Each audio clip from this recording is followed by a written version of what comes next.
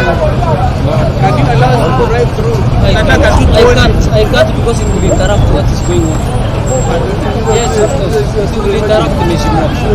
We assume it will interrupt, allow us to continue. You convene your meeting elsewhere, meet people elsewhere.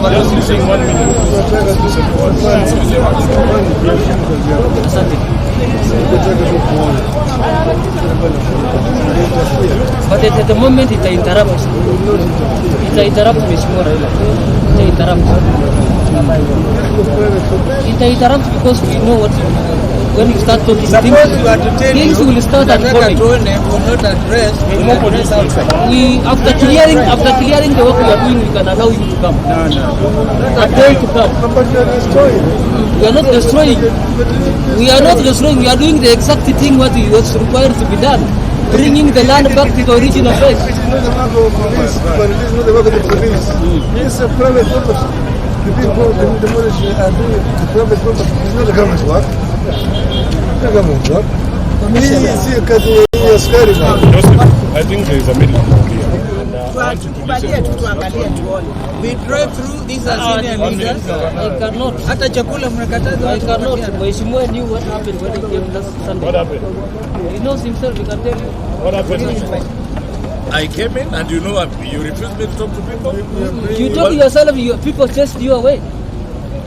How? They told you leave us alone, we are peaceable, we don't require you at this hour. That's exactly what happened. Now if we come in big delegation like this, we can't, everything will go wrong there. And people are very, very peaceful. Even us, they want just assistance to be guided to remove their things. Because if we are also peaceful people, what we are saying is this, there's a middle ground. Just 1 minute. The way you have formed yourselves up, 1 minute only. there is an indicator, something will not. 1 minute only, I want to explain. Just listen to Prime Minister. We are opposition leaders. We are the government. The government on one side, on this other side. You need to respect your position. We are not destructive people. It is respected, Mheshimiwa. It's only that it's not timely. Are our supporters. It's not timely. We want to just What is the best time to come? What's the best time to come? What is the best time to come, Joseph? Until I conclude the operation. When are you concluding the operation? My timeline is yet to go. Well, when do you anticipate to conclude there? Because we will come back. Now, Afande, let me ask you. I'm the area member of parliament. This is a governor Machakos. No problem. You came yourself as an area of the parliament. But you see the kind of the reaction that was there against you. Just let him answer one question. Yeah. When do we anticipate that this process will go? Probably leave it until next week. Next week? Yes. No, but we are allowed as civilians to go and see. We are not interfering with the time to see is not yet. The operation is still going on. A lot of activities are going on there. We are not interfering with whatever they are doing. But we are entitled it's a direct interference because who are you going to see? We are seeing the person who is removing his own belongings, telling him to stop. Come and hear what he wants to say. No, that's not what we are here. That's exactly we want what to talk to the country about what is going on here. And we are not allowed to stop us. Because it is not a government operation. This is not a context between the government. It's not a context between the government and the opposition. This is just a simple thing. If I confused him as the area MP and you as the council and now as you as the governor, it just seems same status. Joseph, it's fine. I think what we can do. Thank you. Joseph, just 1 minute. Don't go away. Don't run away from us. We are just talking. Listen, this one, Joseph, let me tell you. This might define your own future and the future of your No problem to that. That comes just in, because the president alikuja akapeana amri, that's what you're following blindly. Nani amefanya amri? Of course he gave orders here. Who? The president mwenyewe. I was not in the meeting. Yes. Okay. But you're following what was communicated. Thank you. What we do, leaders, because you know these guys, they just want to cause an unnecessary confrontation. Yeah. We will tell them that we respect whatever decision they have made, but we need to speak to the country from here. Yeah. There's no need for them to get confrontational at all because we are not confrontational. Tell Yeah. So you move inside. Yeah.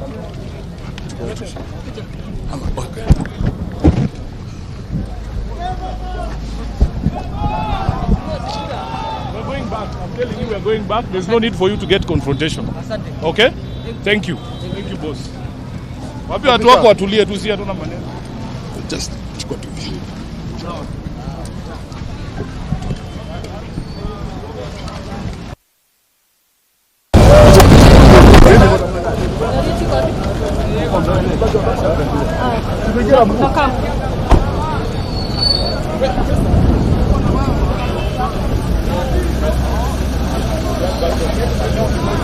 Makao wezi. Makao. Makao. Makao. Makao. Makao. Makao. Makao. Please. Tulieni boss. Wewe tulia tu. Joseph. Tulia tu.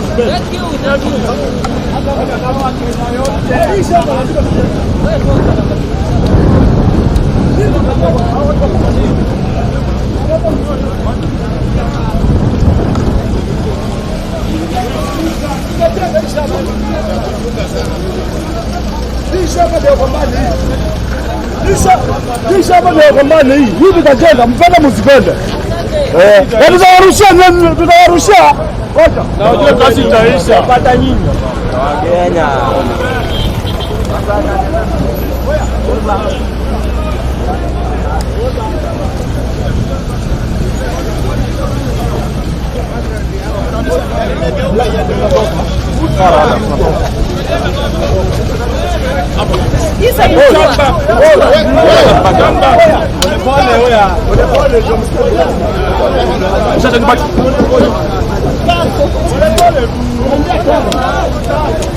Mheshimiwa Makao, just go.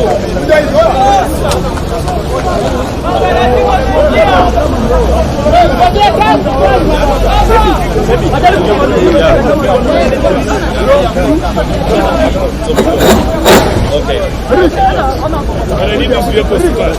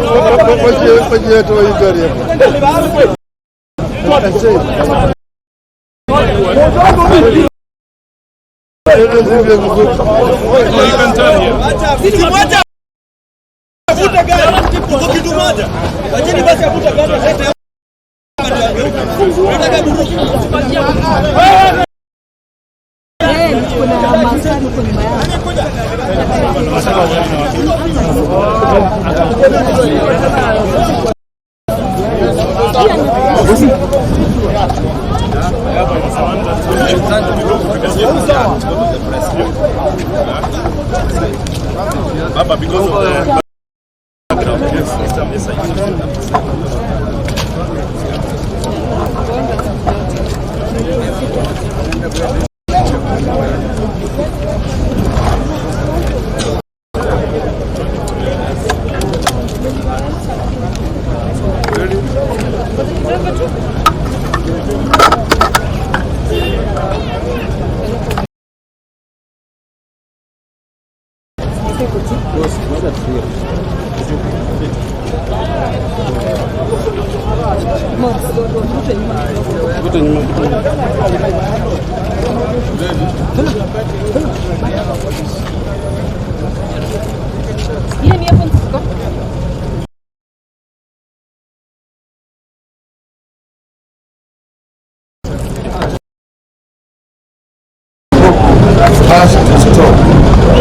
in Mavoko, we had some illusion that there was still existed some humanity, some basic respect for the law and human rights in the Kenya Kwanza regime.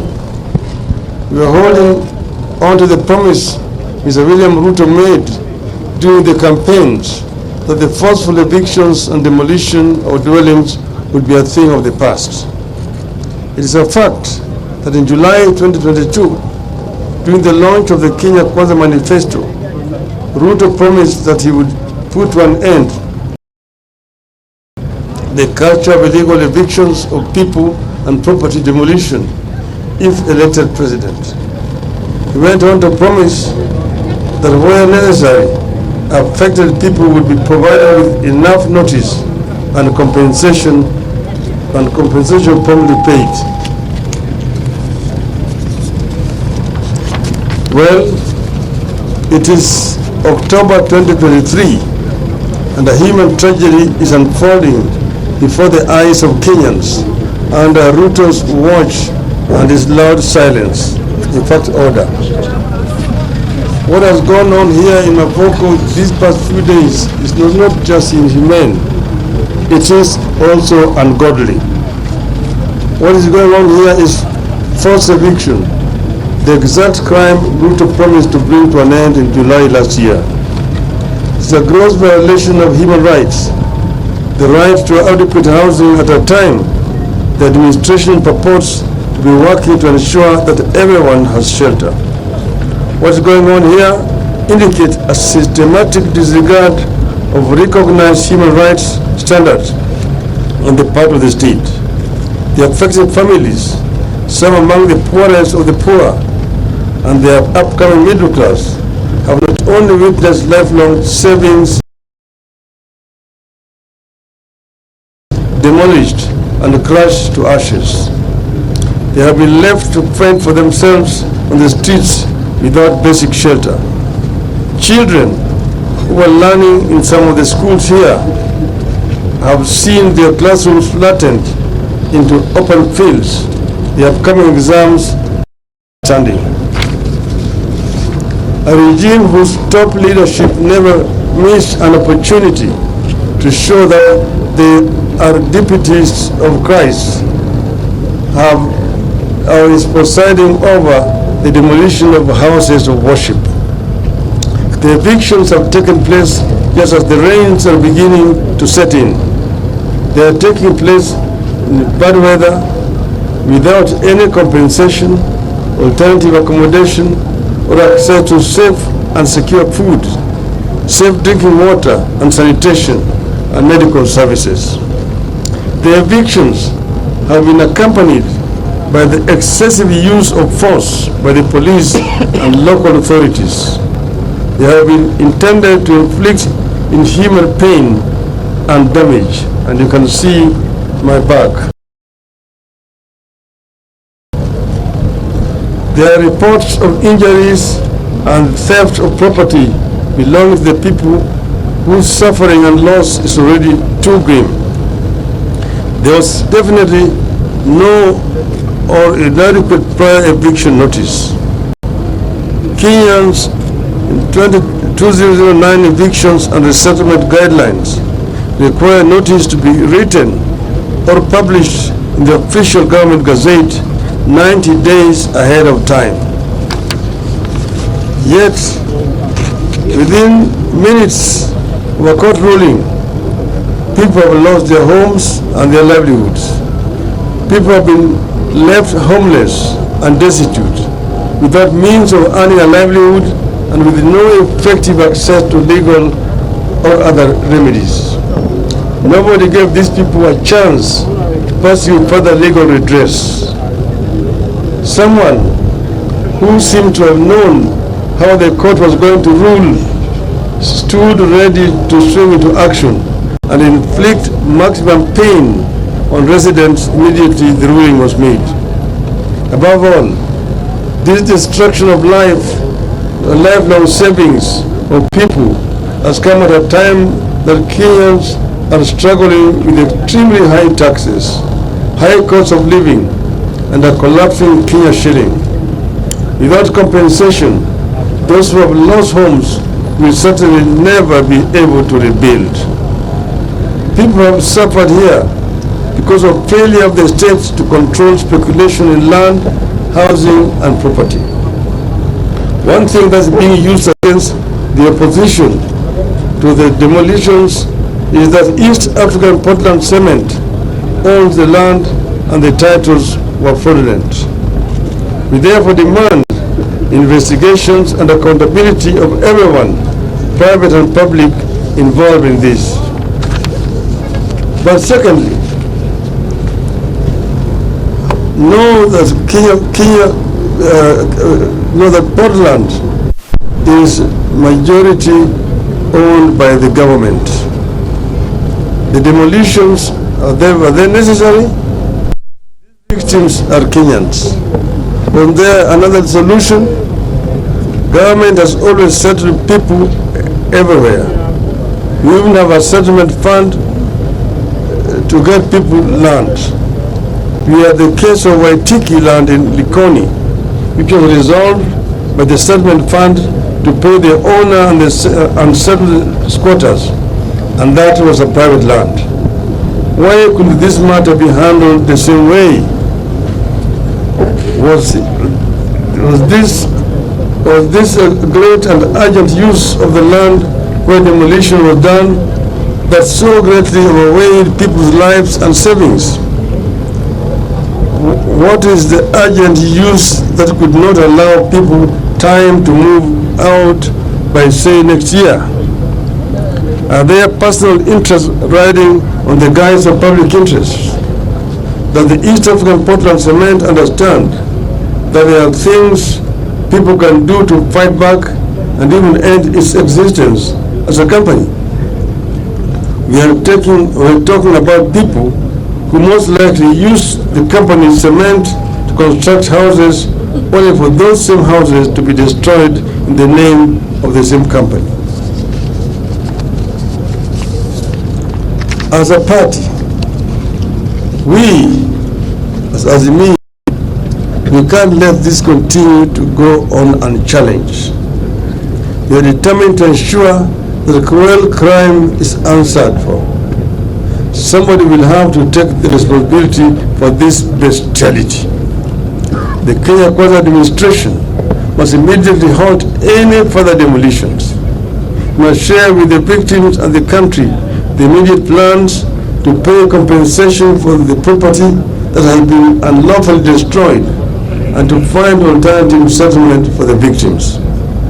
This brutality will not go unchallenged.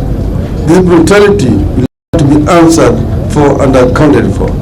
If the government does not act, we will help the people to act. Azimio. Thank you. Tumeona tumekuja hapa kama wana Kenya na tena kama viongozi wa Azimio la Umoja One Kenya Coalition. Tumeona kwa runinga yale ambayo yalikuwa yanafanyika hapa. Wengine wetu wakiongozwa na kiongozi wetu hapa Mheshimiwa Kalonzo Musyoka walikuja hapa wakati mambo ilianza hapa. Walikuja pamoja na gavana wa Vinya wa hapa kaunti ya Machakos. Wakajaribu kushawishi watu ili wawe na moyo ya utu, wawache kuharibu mali ya wote ambayo yanakaa hapa. Lakini yale yote ambayo waliyasema iliingia kwenye sikio ya fisi. Hakuna chochote, jamaa wameendelea kufanya kazi yao ya kubomoa. Mahakama ilitoa uamuzi siku ya Ijumaa. Na siku hiyo ya Ijumaa watu tayari walianza kufanya kubomoa manyumba hapa. Nani alijua ati uamuzi itakuwa namna gani? Walikuwa wameshajua tayari uamuzi itatoka vile ilitoka. Hii ndio inaonyesha kwamba mahakama zetu imeshikwa teke. Nilisema juzi ati mahakama na bunge letu wa kitaifa wameshikwa teke. Mateke wamepiga makende.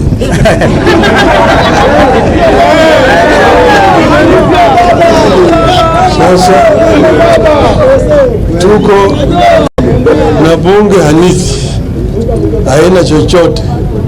Manake bunge yenyewe juzi ilipitisha sheria ya kujinyima nafasi ya kukagua ununuzi ya bidhaa ya umma. Bunge limetakana iwe inatetea mali ya umma, Lakini bunge tayari imeshatoa pitisho sheria kusema bunge hawezi kuangalia na kukagua vile serikali inauza mali ya umma. Hakuna haja ya kuwa na bunge. Tuko vile na maspika ambaye wanafanya siasa kiolela. Spika wenyewe wanaongea juu ya mambo ambayo yanakuja mbele ya bunge katika mkutano wa hadhara katika kanisa, vile wao wataamua katika bunge. Kwa hivyo hao maspika yote wawili wa Senate na National Assembly ni wale watu ambaye hawafai wawe kama maspika. Wao ni aibu kubwa kwa taifa la Kenya. Na vile siku hizi mambo inatoka kule Ikulu, unasema ipitishe vile ilivyo, na wabunge hawapewi nafasi ya kuongea vizuri juu ya yale masuala yanayokuja kwa bunge. Kwa hivyo sasa Wakenya hawana kinga. Pande hii bunge mateka, pande nyingine mahakama mateka. Sasa tuko na pahali ambaye anatembea peke yake, hakuna mtu anaweza kuzuia wao kufanya chochote. Ametangaza siku ya Ijumaa na kazi imeanza sasa. Umeona askari wake wako hapa, umeona vile wamekaa kule kama ile umbwa ni ati wanafanya kazi. Hii kazi ya kubomoa mali ya watu si kazi ya askari kulinda. Kuna kazi ambayo natakana askari wetu wafanye, kupigana na Al-Shabaab na kulinda Wakenya wengine ambao wanavamiwa na uhalifu. Lakini sasa hao askari wamekuja hapa kutetea uhalifu. Yale ambayo yanafanyika hapa ni uhalifu, ni unyama, ni aibu katika taifa letu la Kenya. Tunalaani vikali kama wanazimio. Asanteni sana.